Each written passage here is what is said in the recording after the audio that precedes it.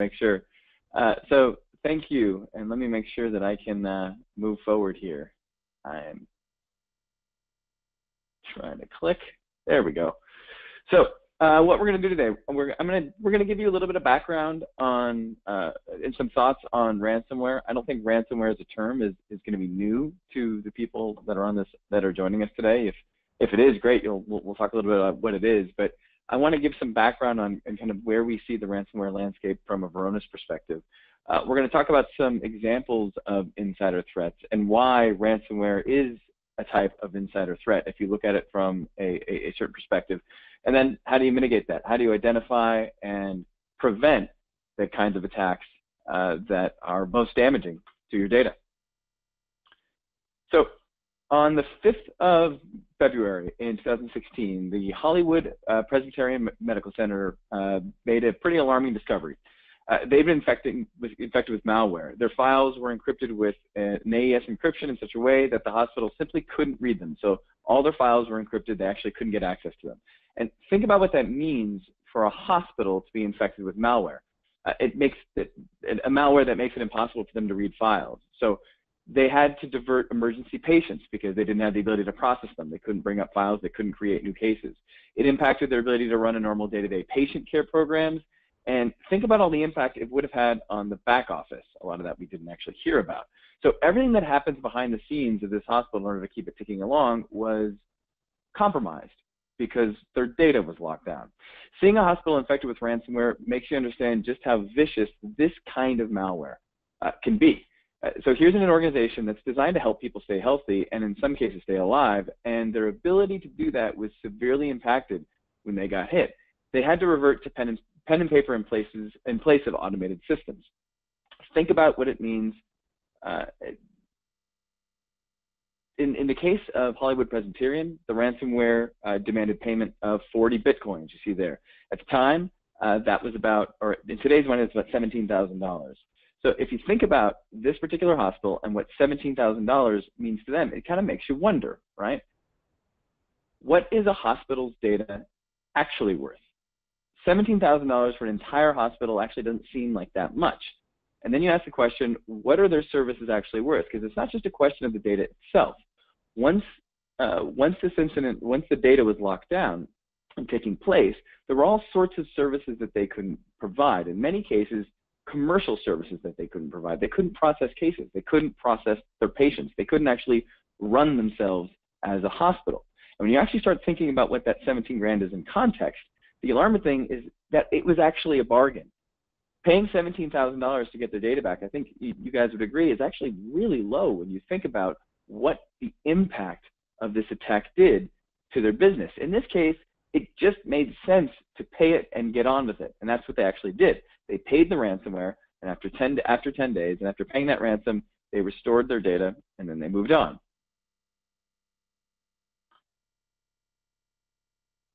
This is a quote by Kevin Beaumont, who's done a lot of great research analyzing malware, particularly the Locky variant of ransomware. Locky, if you don't know, is one of the more insidious ransomware variants. It's one of the first ones that I know of that would actually go and encrypt the backup copies before it encrypted the hot data, so that you had a better chance of actually paying the ransom.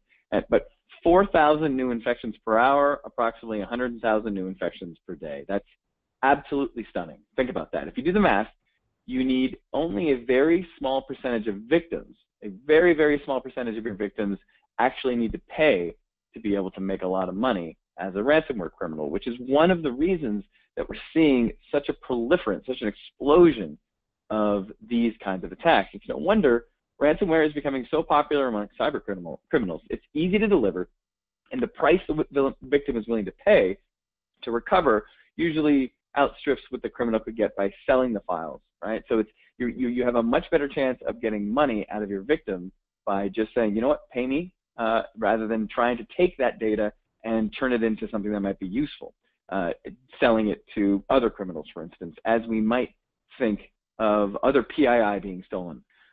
If you take a look at Google Trends, and this goes back from 2012 up through kind of the middle to late last year, there was a huge spike in searches for ransomware in February 2016, and that's when Locky in particular went wild.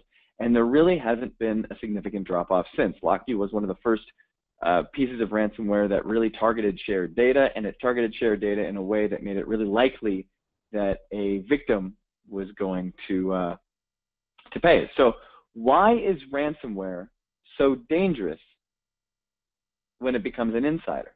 And that might be kind of a strange way to ask that question, but if you think about it, ransomware is often attacks the network as an insider, right?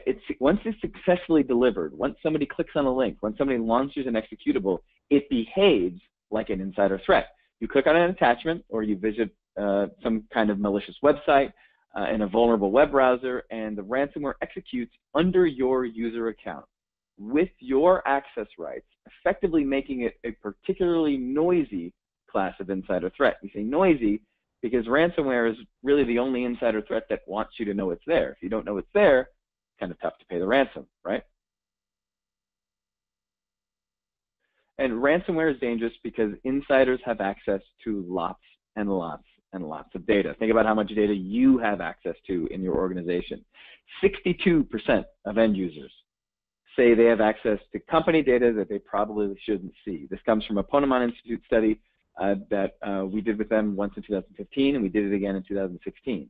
So it's not surprising that people have access to more data than they need. What might be surprising is that 29% of IT respondents say that their companies fully enforce a strict least privilege model. I mean, when we ask the tech guys, when we ask IT folks, they say a third of them say, absolutely, we enforce a strict least privilege model. But 62% of users say they have access to too much, right? You can read the rest of the stats in the study. If you just Google Varonis Ponemon, it'll come up. You can see that people have access to all sorts of sensitive information, so that when ransomware hits, right, it's going to scour their local hard drive, encrypting whatever it can, and then it'll start hitting any of the network drives and file shares that they may have access to. So if they have access to data that they don't need access to, the company has a massive unnecessary risk that stretches far beyond a single user or a single endpoint. Think about all the data that's open globally, right? Think about all the data that users had access to because their jobs have changed, right? Their roles have changed. They've been on temporary projects. We have access to too much, and that means that if we get hit with an attack that's leveraging our credentials, all of the data that we have access to is potentially at risk. Another thing that was interesting from the study is that to make matters worse, very few of us are actually watching what the insiders do with data.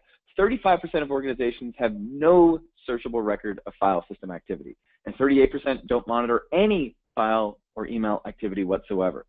Right? So more than a third are not looking at anything, and they can't search on it. They have no idea what's happening. So imagine if you're a bank and you've got a bank vault, and that any employee could walk in and start grabbing fistfuls of money without any cameras or ledgers or any kind of statements to record what was being taken out. What would happen? The bank would go bankrupt. There's massive risk when you don't restrict access and change. We've been living in a world with deep visibility, without any visibility and auditing since we first spun up our NT4 domain, or really since Active Directory spun up, Windows 2000. So call it 20 years, right? We've lived in this world of lots and lots of Windows data. So what's different today? Most organizations don't have a good handle on where their sensitive data lives and who's got access to it. And the concept of ransomware has been around for years, but it's only recently exploded, right? Well, phishing has made delivery easier than ever, and I think LinkedIn and other public sources of information have made spear phishing even more successfully for when you target specific users. But phishing is out there, and internet connectivity has played a huge role. The biggest change is really Bitcoin. Bitcoin gives you the ability to anonymously monetize malware at scale. What I mean by that is it's really easy to collect money anonymously, right? So I can get money from you without providing any paper trail or breadcrumb trail, or not a very good breadcrumb trail for getting back to me. It makes it very easy for me to collect money while making it very hard for me to track. By using Bitcoin, any attacker from anywhere in the world can make a ton of money by exploiting a vulnerability that almost every organization in the world has.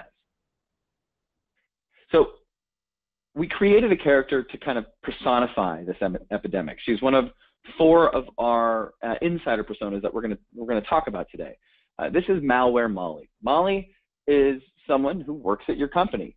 She opens a malicious attachment or installs a vulnerable browser plugin, and then she becomes infected with malware. Molly behaves like a lot of my relatives, I think, with their machines. And from there, the data that Molly's got access to is at risk. The takeaway here is that with hundreds of thousands of infections per day, it's clear that anybody with just a little skill can penetrate your network, right? If somebody's not in, they're going to get in. If somebody wants to get into your network, they're going to probably sooner or later.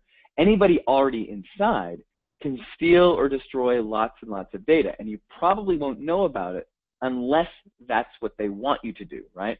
Again, ransomware is among the noisiest insider threats. There are lots of other inside attacks that you won't know about. If somebody was leveraging Molly's credentials to exfiltrate data and not leave anything behind, you may never know about it.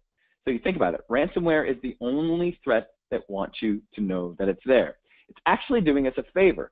It's the canary in the coal mine. If you think about the old parable of a mine, right? I've got a coal mine, I've got a canary there, a little bird. If that bird dies or starts to get sick, that means that there might be something wrong in the coal mine. There might be bad air that might hurt me, right? That's why we put a canary down in the coal mine. Ransomware is the canary in the coal mine for data security. Once you get hit with ransomware, it forces you to prepare for other insider threats that could be potentially worse and far less noisy. I don't want to minimize the impact of ransomware. It's really terrible and catastrophic. It's extraordinarily costly, and the costs are growing. But it's the only insider threat that pops up a message and says, hey, I've got you, you've got to pay me. The other insider threats that you need to worry about are much more insidious, right? So let's meet some of these. Let's meet some of these other potential personas that you might want to worry about on your networks as well. First up, this is Dan. He's your typical disgruntled employee. I think all of us have been there at one time or another. Maybe he's had some bad reviews. Maybe he just doesn't like his job anymore. Maybe his title's changed. Maybe the company has changed, and he's not really happy there anymore. So what's Dan going to do 2 weeks before he hands in his resignation, right? What does a disgruntled employee do right before they leave? They go and they grab everything they've ever worked on. Maybe they delete some stuff that they don't want out there. Maybe it's out of spite. Maybe they're just doing it because he's being a piss. Is his access going to be revoked immediately, or will he still have access for a few weeks before IT catches up? So let's look at a real-world example of a disgruntled Dan type insider. This is Greg Chung. He worked at Boeing for 30 years. During that period, he stole $2 billion worth of sensitive documents, and he sold them to China. When the FBI finally got up with him, they found 250,000 sensitive aerospace documents buried underneath his home. Later, he was sentenced to 16 years in prison.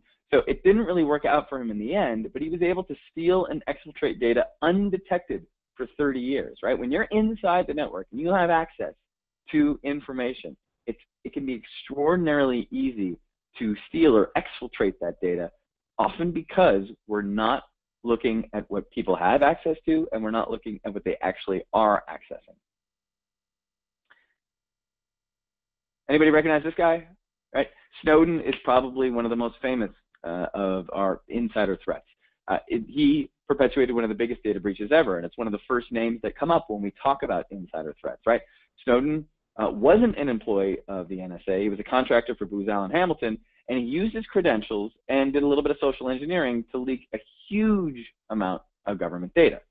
So that leads us to our next insider, abusive administrator Andy. Now, Andy's an employee with elevated privileges. He understands the network, right? He probably helped build it. He probably manages a team that helps run it. He knows your systems inside and out. He knows who the executives are. He knows where the bodies are buried, so to speak, from an IT perspective. Sysadmins have a lot of access and a lot of power, and it's important that your admins use their power for good rather than evil, right? So Andy has a dream of retiring to a seaside resort town. Unfortunately, his financial situation wasn't going to let him fulfill that dream, so using his elevated access, he began to gather up sensitive corporate data. When he received an offer to buy that data, he just couldn't refuse.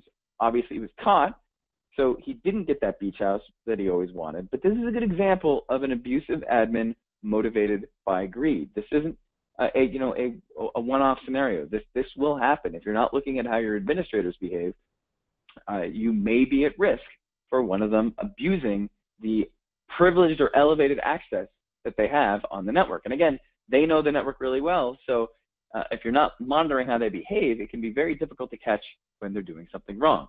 And that leads us to the last insider that I want to talk about. Remember, we've got Malware Molly, clicked on some malware, we've got abusive admin Andy, and we've got disgruntled Dan.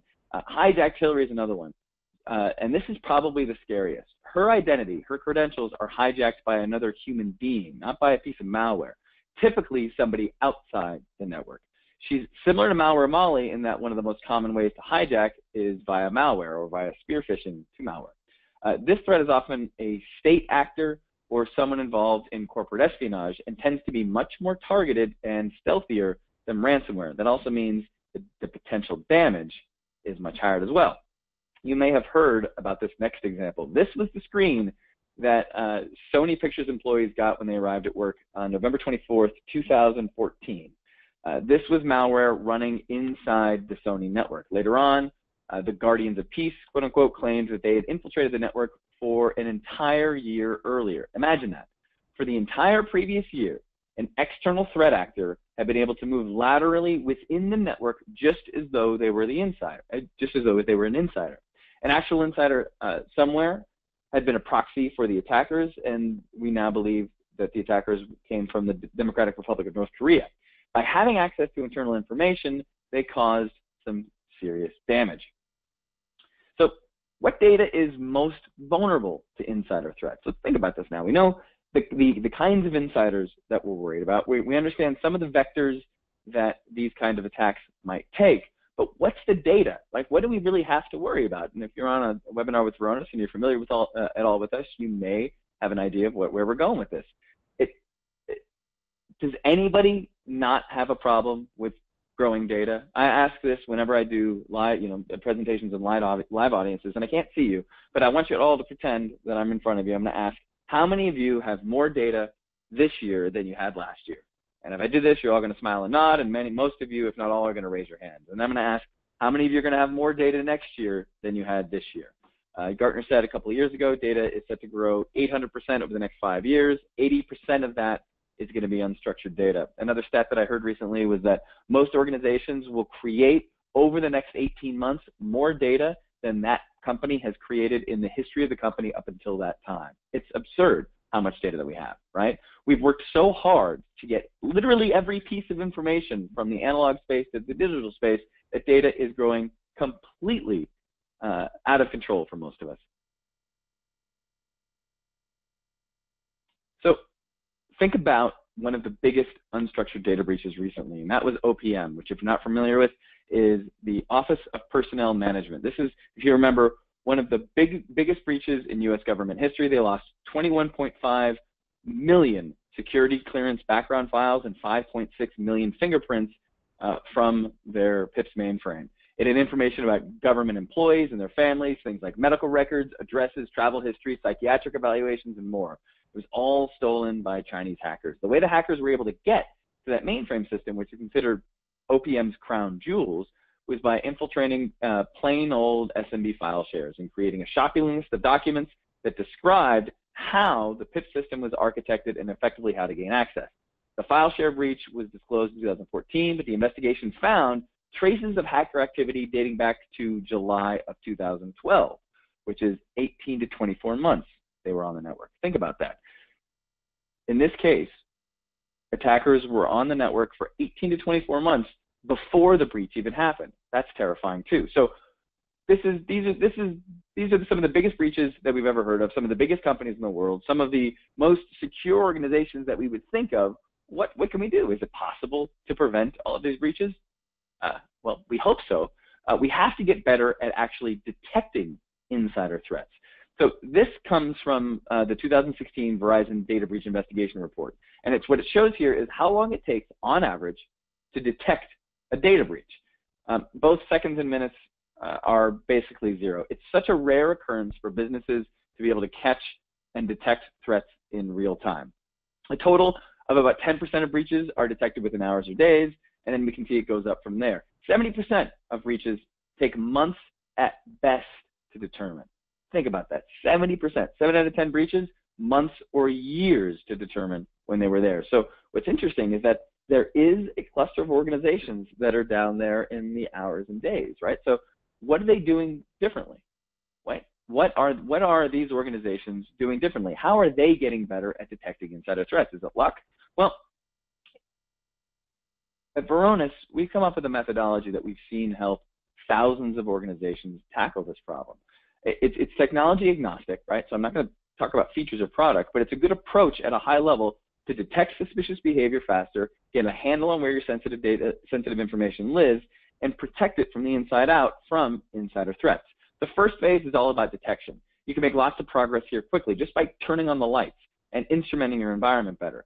Map your permissions, understand where sensitive data is, start monitoring actual user activity, right? Figure out what's normal, so then you can start to figure out what's abnormal.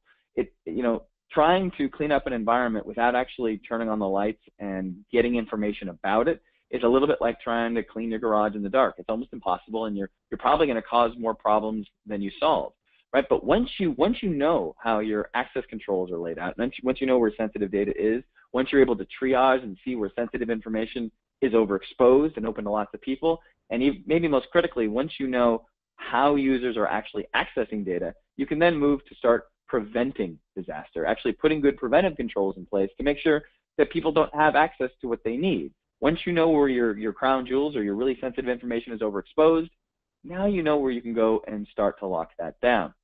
And then you need to be able to sustain that over time. And really that means automating what you can, automate the retention and disposition of data. That means delete or get rid of what you don't need anymore.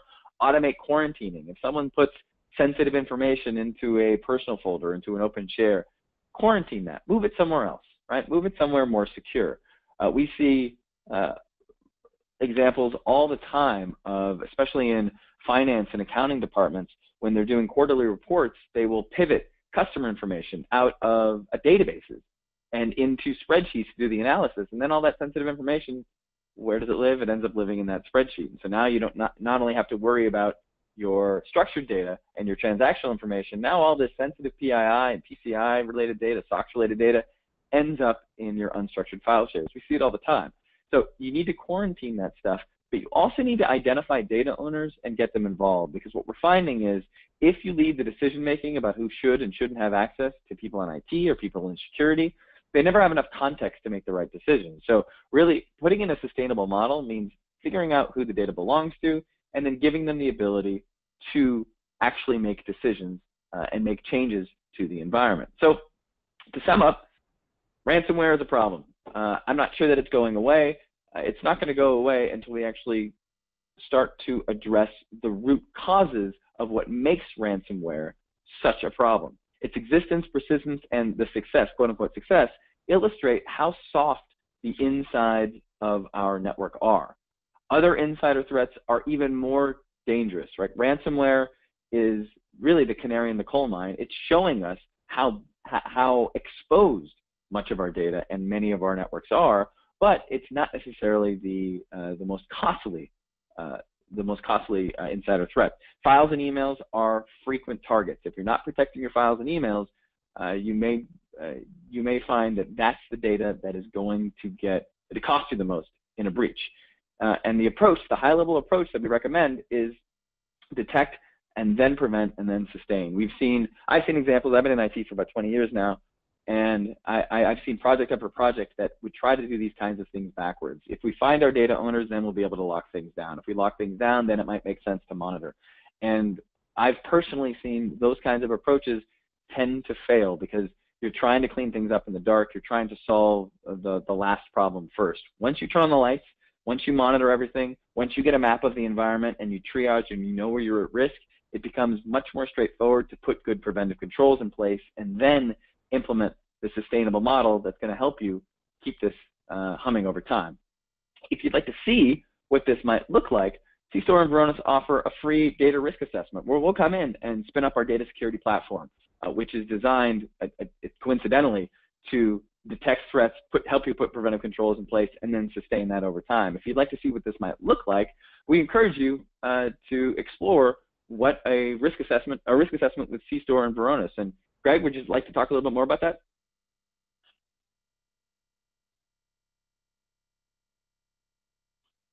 Yes, I would. Hi, I'm Greg Kiker. I'm the cybersecurity practice director here at cStor, and it's great having a partnership with Varonis. I think a lot of you on the call have probably met me from what I've seen. And what Varonis and we can do is come in and really give you that free data risk assessment. It's something that will allow you to see what's going on in your network with your data. If nothing else, it'll help you know if you have some really bad, really good data in some bad places. So, for instance, if you have shares that have everyone on them, and they're open, and it has confidential data in it, you're able to actually find that out very quickly and know that you need to move it or put it in the right places. Overall, the assessments, I forget how long they take. Is it just a couple of weeks, Brian? Yeah, it's usually a couple of hours to spin it up, and then we start gathering data. There's some things that will show you literally on day one what your access controls look like, where data is open to everybody, where potentially sensitive information is exposed. But then generally what we'd like to do is monitor user behavior over a couple of weeks so you can start to see what's being used and what's not, where risky data is being accessed. And once you look at how users behave, you can start to identify where people have access to data that they likely no longer need based on their behavior. So yeah, after 2-3 weeks, we've got a pretty good baseline, at least from a risk assessment perspective, so you can start to put a high-level plan in place about how you might address some of these problems. Right, and it's not really considered a proof of concept at that point. It's just an assessment, correct? Yeah, that's right. You can certainly use the risk assessment to also prove out the technology, but I think it's really valuable to think of this as, we know we probably have problems on our data. Let's do an assessment of what we've got, and while we're proving out the technology. So we think of it less as a proof of concept and more as a risk assessment for your data. All right. And takes, like you said, a couple hours to spin up. The reports are great to get. If there's any interest in that, you're certainly welcome to contact me. My email is greg@cstor.com. It's pretty easy to get a hold of me, and we can get Varonis involved with you. It's a great process, great product. That's about all I have. Unless someone has any questions, happy to answer them. Yeah, I think we've got a couple of minutes here. If anybody has any questions, we'll take some time and we'll answer them. We do. Thanks so much, Brian and Greg. Great presentation. At this time, we'll open it up for questions. If you have any, post them to the questions pane. We're right at the top of the half-hour mark, but we'll sneak in a few if that's okay. Brian, here, first question. What kind of resources are required for Varonis? Is it software or appliance-based? That's a really good question. It's all software-based. We run on what we would consider normal computing infrastructure, which is a kind of strange way of saying we run on Windows and SQL. So physical or virtual, we have a central data security platform server. We also will put physical or virtual collector servers out. For a risk assessment, we can usually put this all on one machine, a couple of VM slices. That's why it's so quick to spin up and install. You don't need to worry about racking and stacking appliances or getting them into the data center. If you can just give us a VM, a Windows license, and a SQL license, we can get this up and running really, really quickly. From a resource perspective, we've got an installation guide. Generally, we see that, especially for the risk assessment, the hardware requirements aren't anything that's really ever a roadblock, nor are they a roadblock even when we get into production. On the servers that we monitor themselves, the resource requirements are basically minimal. It's 0 to 1% CPU, 6 to 10 megs of RAM. We never, ever write to disk on any of the platforms that we monitor. So you can rest assured, even when you're doing a risk assessment, that there's going to be little to no impact as you're starting to kind of turn on the lights. Awesome, thank you. We're going to sneak in a few more. There's some good questions here. How much database space is required? That's a good question. It runs on SQL, and the rule of thumb that we use is about half a gig or 500 megs per 1,000 users per month. that's going to depend. That may vary depending on the amount of activity, the kind of data that we're monitoring. If you got 1,000 users just looking at CIFS data on a NAS device, it's going to take up less space than if you're also looking at SharePoint and Exchange and 365 and some NFS and some Unix servers, right? So those same 1,000 users could take up a little bit more. But generally, because of the way we gather and process and normalize all this data, the database space in the Varonis infrastructure is relatively small, especially compared with the vast volumes of information that we're gathering. Great, thank you. A couple more. Can alerts trigger automatic responses? Yeah, so I mentioned briefly that one of the things that you can do is monitor behavior, figure out what's normal, and then start to see where users are behaving strangely. We've actually got behavioral threat models that map to some of the insider personas that we talked about. So when admins behave strangely, when you've got your own abusive admin Andy, we'll trigger an alert that says, hey, this admin's behaving strangely. He's looking at sensitive data, or he's looking at the CEO's inbox. Or when a user looks like they're behaving as if they've been hit by malware, their user account went from behaving like a human to behaving like a machine, and it's encrypting a lot of data, we'll trigger an alert as well.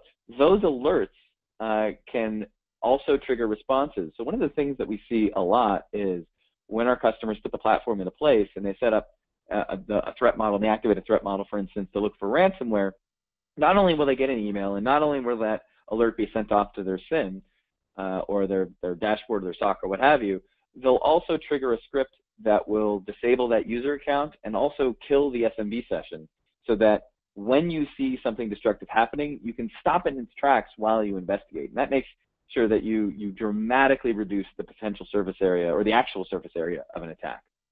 So it's not just information gathering. We want to make sure that you can make changes safely to your environment, including stopping attacks when you see them. Excellent, thank you. Here's another one. Does Varonis offer training on how to effectively manage the software? Absolutely, yeah. We have training through our professional services organization, which offers on-site classroom training. I think we do regional classroom training as well. For all of our regions, we offer free training through what we call an office hours program, where a local or regional engineer will get on the phone with you to do some training. We also have an online customer portal, connect.varonis.com, where our customers can connect with each other, as well as our engineers, our product managers. I'm on there a lot.